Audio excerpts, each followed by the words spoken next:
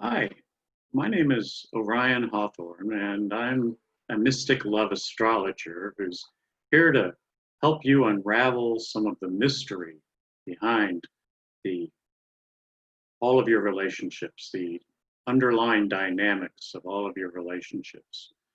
At the time that we're born, there are certain energies that are activated or that are sort of enlivened in each aspect of our being. And you can think of those like the different chakras, like our root chakras, our body and our physical existence. And it has a lot to do with our habits and our preferences in terms of things like the environments we live in and our body temperature, so on and so forth. Our second chakra you can think of as our sexuality and our appreciation of beauty and art and all those things of the sensual realm.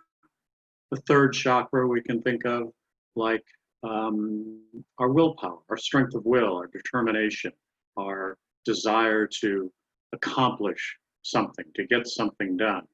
Fourth chakra we can think of like our heart. It's that part of us that loves and that feels unconditional love for our kitties and our dogs and our children and our parents and our friends and universal, unconditional love. The throat chakra you can think of like it's our discriminative ability. It's our ability to communicate, though. It's what we use to take abstract language and create speech out of it or writing out of it. Communication.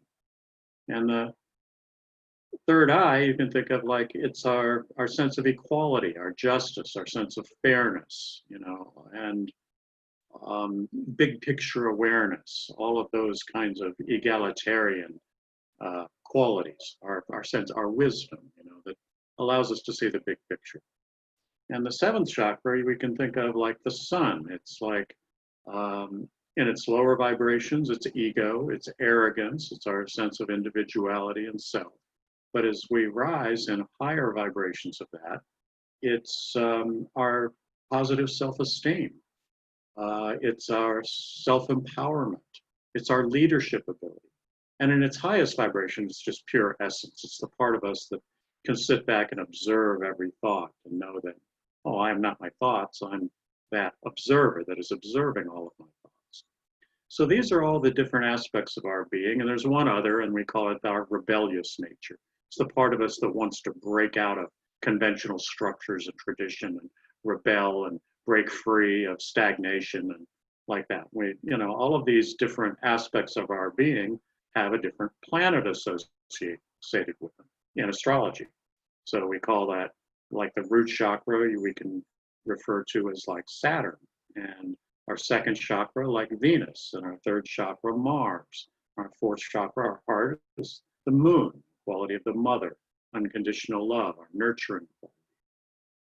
Mercury, our fifth chakra is like Mercury. It's like our communication ability. And then you think of Jupiter like the third eye. It's expanded and big picture. And then the sun is like our essence, our seventh chakra. And then Rahu and Ketu, the rebels that shake things up, are out here. They're called the nodes of the moon. So each of these different aspects in astrology play a role in the way that we relate to other people. Okay, so we enter into a relationship, and if we astrologically, if we lay one chart on top of another, which is called synastry in astrology, we can see how these different dynamics play out, and how some of them are complementary and sort of attractive, and others are not so much. They have that opposite energy. There's more repelling in their nature. And when we can see the things that we have in common with another person, we can see what those harmonies are. And then we can more fully understand what were the things that brought us together. What is it that brought us into this relationship?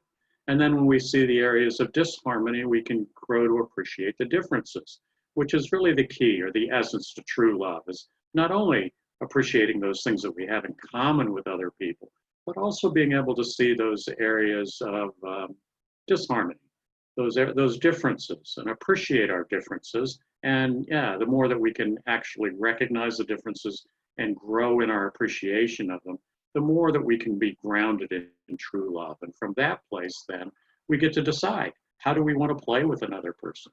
You know, really, all relationship boils down to two things. That is, how much time do we spend with another person? And what do we do when we're together?